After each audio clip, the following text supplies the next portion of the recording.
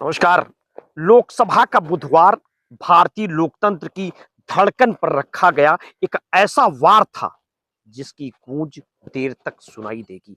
गृह मंत्री अमित शाह ने सदन में वो बिल पेश किया जिसने संसद को रणभूमि बना दिया। बिल साफ कहता है, अगर मुख्यमंत्री या मंत्री किसी गंभीर आरोप में गिरफ्तार होकर 30 दिन तक जेल में रहता है तो 31वें दिन वो पद पर नहीं रह पाएगा। पहली नजर में ये भ्रष्टाचार पर सख्त प्रहार लगता है, लेकिन असलियत में इससे कहीं ज्यादा ये खतरनाक है, क्योंकि जब गला घोंटने का औजार उसी एजेंसी के हाथ में हो जो सत्ता की कठपुतली बन चुकी हो, तो ये केवल कानून लोकतंत्र नहीं, तानाशाही का रास्ता बन जाता है। विपक्ष ने बिल पेश होते ही आग उगल दी। कांग्रेस, समाजवादी पार्टी, एआईएमआईएम और आम आदमी पार्टी ने इसे लोकतंत्र की रीढ़ तोड़ने वाला कहा। कांग्रेस सांसद मनीष तिवारी गरजे, संविधान कहता है जब तक दोष सिद्ध न हो आप निर्दोष हैं। ये बिल एजेंसी के अफसर को प्रधानमंत्री का भी मालिक बना देता है। विपक्षी सांसदों ने गुस्से में बिल की प्रतियां फाड़ दी, अमित शाह की ओर उछाल दी।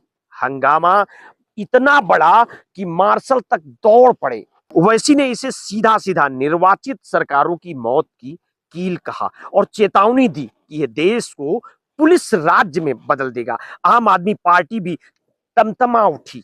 अनुराग ढांडा ने कहा कि सत्येंद्र जैन को 1.5 साल जेल में सड़ाया गया। बाद में अदालत ने कहा सबूत नहीं है। ये बिल लागू होता है तो निर्दोष होते हुए भी उन्हें मंत्री पद से हटना पड़ता। यही हथियार पूरी सरकार गिराने में भी इस्तेमाल किया जा सकता है।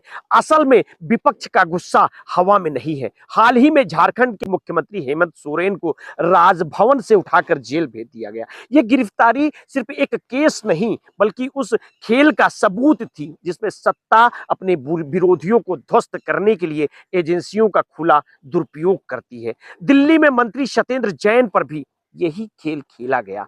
बिना पुख्ता सबूतों के उन्हें भी जेल में डाला गया, उनकी छवि ध्वस्त की गई और उनकी पार्टी पर चोट की गई।